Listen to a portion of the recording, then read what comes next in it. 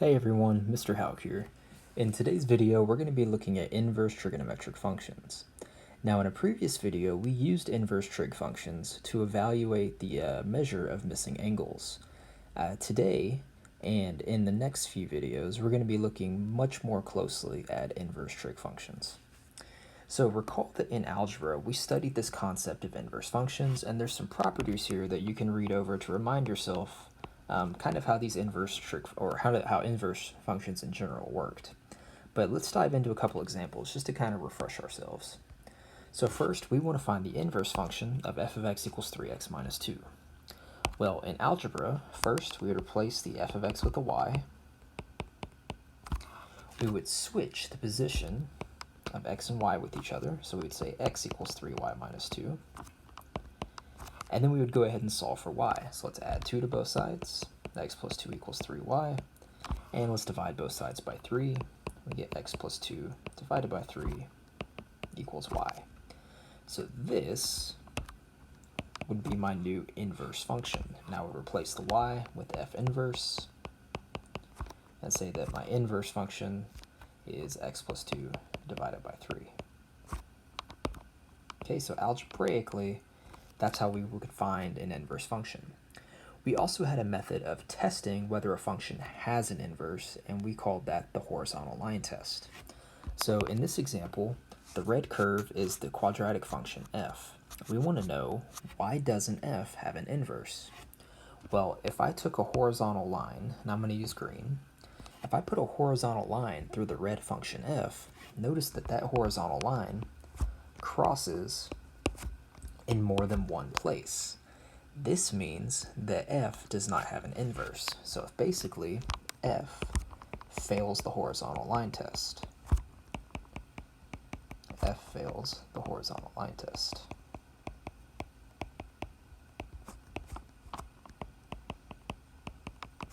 So one of the important things that we want to consider, especially for what we're going to discuss here in just a moment, is there a way for us to restrict the domain of f so that there could be an inverse? Well, let's look at f here. If I were to go from the vertex onwards, so from -2 to infinity, if I only looked at the highlighted portion of the graph and I tried the horizontal line test again, well, no matter how many horizontal lines I would put in there, they would only pass through the highlighted portion once. So -2 to infinity is a restricted domain that would allow for f to have an inverse on that restricted domain. So yes, we can. And the example that we gave here was -2 to infinity. Now notice -2 to infinity is not the only restricted domain that would have worked. Any restricted domain that would have allowed that domain to pass the horizontal line test would have worked. Okay, so let's apply this concept to our trig functions. We're going to start with the sine function. So here we have the graph of y equals sine of x. And notice, if I just put a horizontal line through this graph, we're going to fail the horizontal line test pretty obviously. We can see several points here just on the visible part of the graph that sine is failing the horizontal line test.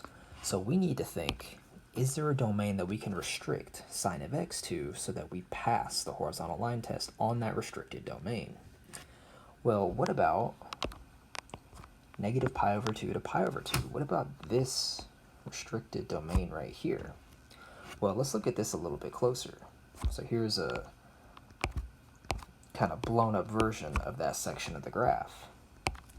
Well, if I look from -pi/2 to +pi/2, that interval, no matter how many horizontal lines I put in, we're going to pass the horizontal line test. So the sine function restricted to -pi/2 to pi/2 will pass the horizontal line test, and therefore we can have an inverse on that restricted domain. So we call y equals, it looks like sine to the negative first of x. We call that the inverse sine of x. But we want to be a little bit careful. I'm going to jump to this point right now just to make this point.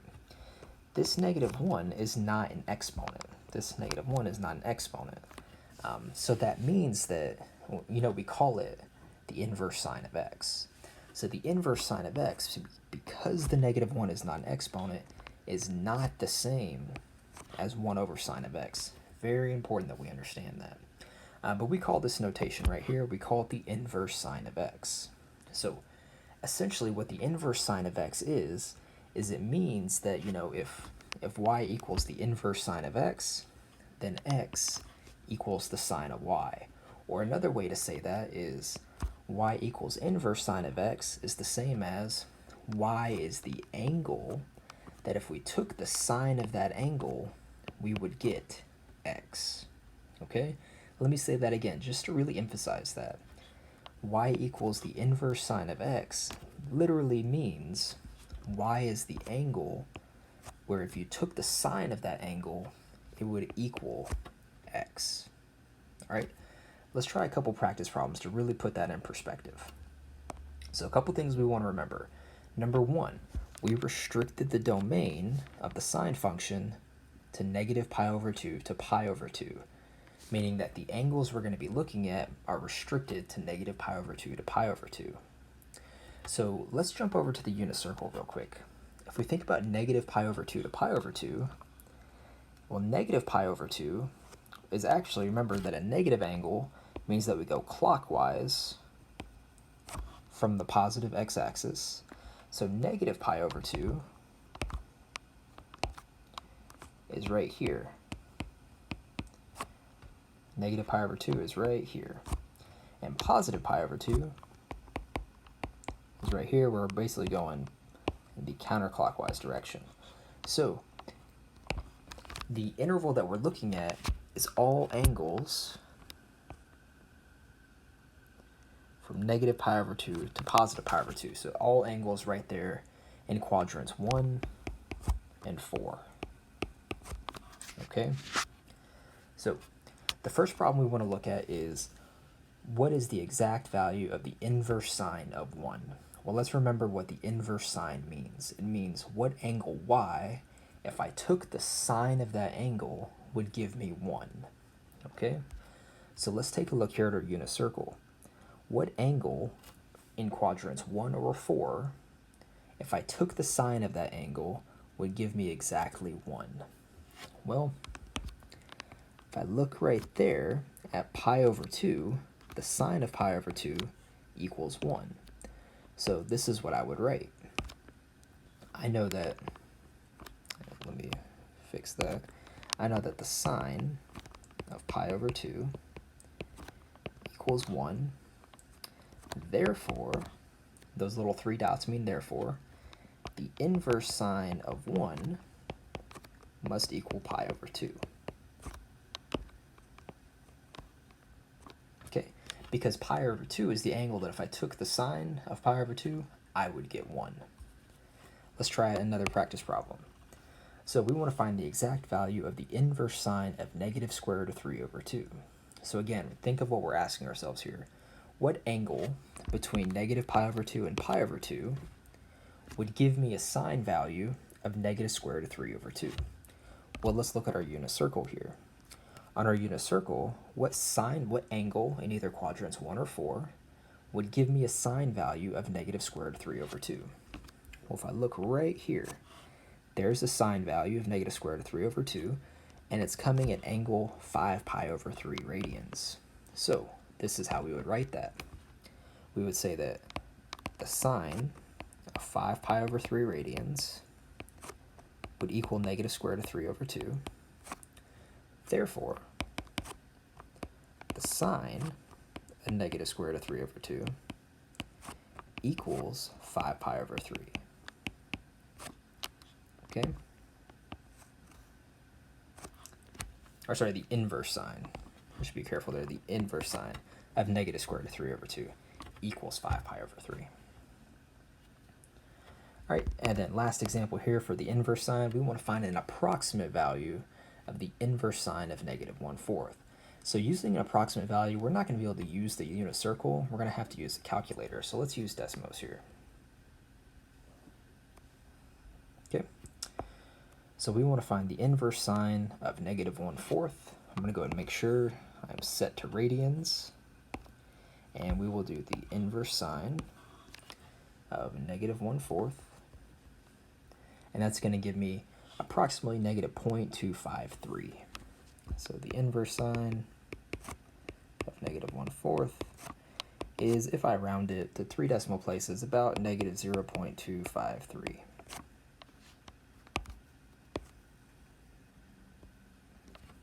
So when we were finding approximate values, we're going to be using some kind of calculator, okay?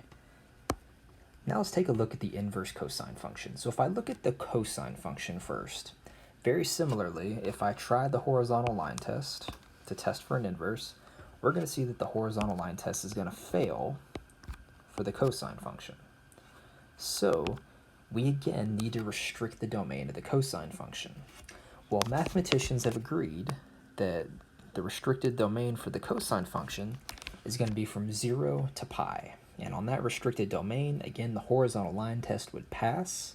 So that's going to be our restricted domain so that we can have an inverse of the cosine function on that restricted domain.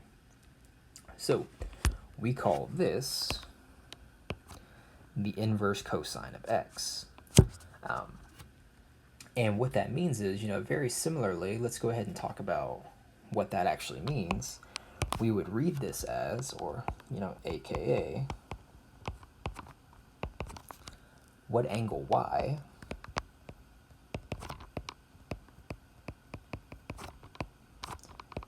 gives us the cosine of that angle y equal to x. That's literally what inverse cosine of x means. What angle y gives us the cosine of that angle equal to being x. So one thing that I've done here is I have taken the values of the unit circle from 0 to pi, and I put them here in the table so we don't need to keep bouncing back and forth to the unit circle. So here is cosine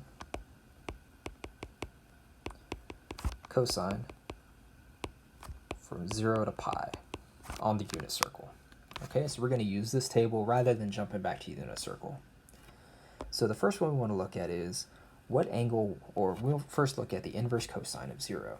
But just keep in mind what that means. If I say find the inverse cosine of 0, that means what angle y, if I took the cosine of that angle, would give me 0. So we want to find the angle that if I took the cosine of that angle, I would get 0 as the output. Well, here's 0 as an output, and that's happening if I take the cosine of pi over 2. And again, notice that pi over 2 is in the correct interval. We need our angle to be between 0 and pi. Pi over 2 is between 0 and pi, so what this would tell us is, well, we know that the cosine of pi over 2 equals 0.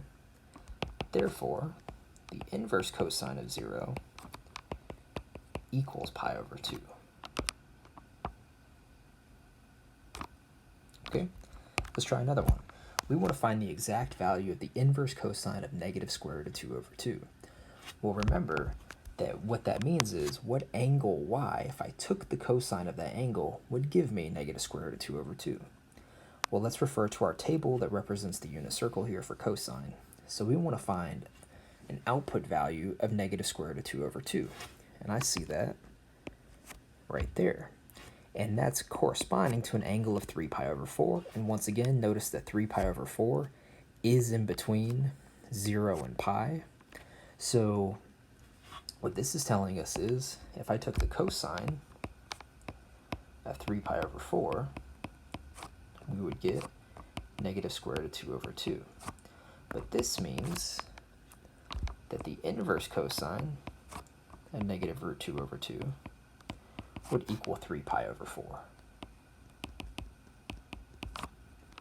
Again, because if I took the cosine of 3 pi over 4, I would get negative root 2 over 2. Yeah, good enough. All right, then lastly, find an approximate value of the inverse cosine of negative 0.44. Okay, well, again, let's use a calculator, because we're not going to be able to use our table or our unit circle to help us find that approximate value, so I'm going to use Desmos. And we want to take the inverse cosine of negative 0.44. So we would say the inverse cosine of negative 0.44. That's going to give us about 2.026. So the inverse cosine of negative 0.44 is about 2.026 radians. Now, one thing that we want to be sure to double check here is that angle is between 0 and pi. Well, we know that pi is approximately 3.14, so this checks out here because 2.026 is in between 0 and 3.14. Okay? Now let's take a look at the tangent. So, once again, if I look at the tangent function, we're going to need to restrict its domain. Again, the tangent is going to fail the horizontal line test. So we're going to restrict the domain of the tangent to negative pi over 2 to positive pi over 2, very similar to the sine function. However, there's a very small difference. If we go back to our sine function, notice that we're using brackets in our interval, meaning that we're including the points negative pi over 2 and pi over 2. In the tangent function, I can't include negative pi over 2 and pi over 2 because there's asymptotes at negative pi over 2 and pi over 2, and we can't actually reach those values in the domain. So our restricted domain is going to be parentheses negative pi over 2 to pi over 2, meaning that those two points are not strictly in the domain, but more of the boundaries. Okay, so we call this the inverse tangent of x. And very similarly, this is really saying, aka, what angle y gives us tangent of y equals x. So again, the inverse tangent of x is really saying what angle y gives us the tangent of that value, the tangent of that angle being equal to x. So again, I provided the table here. So this table from negative pi over 2 to pi over 2, this is tangent on that interval negative pi over 2 to pi over 2. And notice that at negative pi over 2 and at pi over 2, we have undefined tangent values. That's again because of those asymptotes there. So let's try a couple problems here.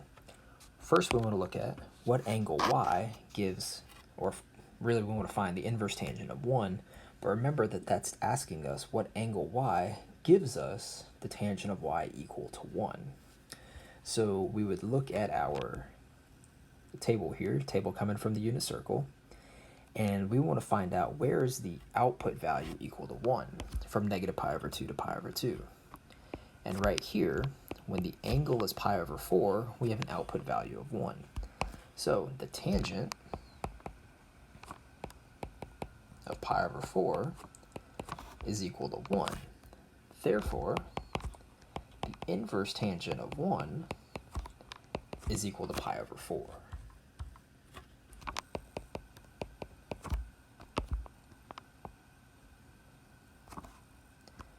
Trying another practice problem, we want to find the exact value of the inverse tangent of negative square root of 3.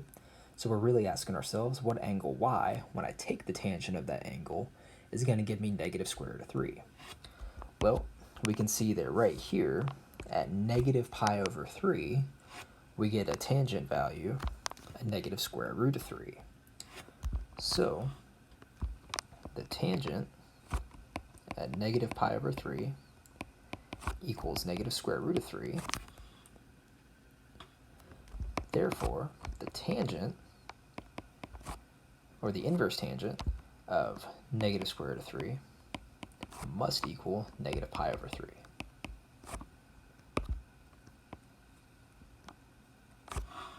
Okay, and one last example problem here for our video notes. Using a calculator, we want to find the approximate value of the inverse tangent of negative 0.4. So let's go ahead and pull up Desmos. We want to calculate the inverse tangent of negative 0.4, and that's going to give us approximately negative 0.381. So the inverse tangent of negative 0.4 is about negative 0.381.